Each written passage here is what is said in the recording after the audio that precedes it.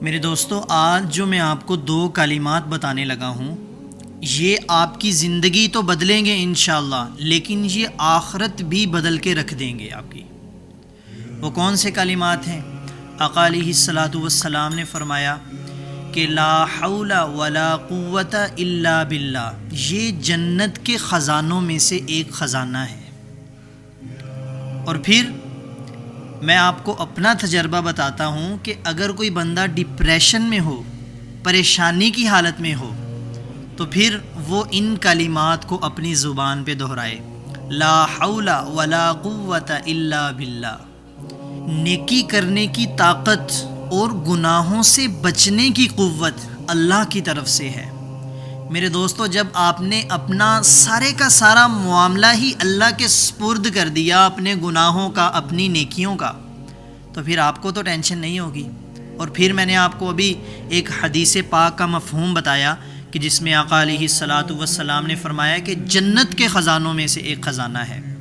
تو اس لیے کم سے کم روزانہ اس کو آپ 100 مرتبہ لازمی پڑھیں، لا حول ولا قوت الا باللہ، لا حول ولا قوت الا باللہ۔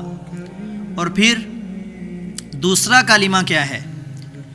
لا الہ الا اللہ۔ کیا پاور ہے اس کلمے کی کہ اس دنیا کو سجایا ہی اس کلمے کے لیے گیا۔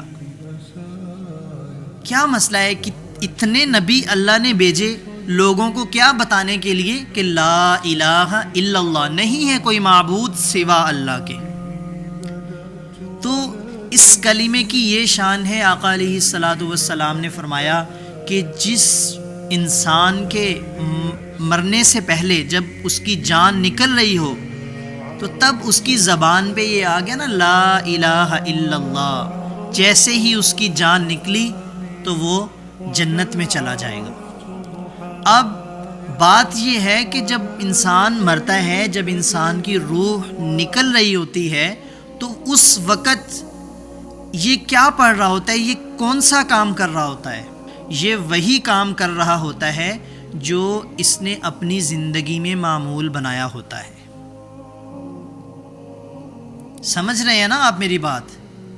میں آپ سے کہنا یہ چاہ رہا ہوں کہ لا الہ الا اللہ، اس کی بھی تسبیح روزانہ ضرور پڑھیں، ٹھیک ہے؟ ایک حدیث پاک کا مفہوم ہے، آقا علیہ الصلاۃ والسلام نے فرمایا کہ سب سے افضل ذکر کون سا ہے؟ لا الہ الا اللہ، لا الہ الا اللہ، نہیں ہے کوئی معبود سوا اللہ کے۔ اللہ تعالی ہم سب کو عمل کرنے کی توفیق عطا فرمائے۔ جزاک اللہ خیر۔ السلام علیکم۔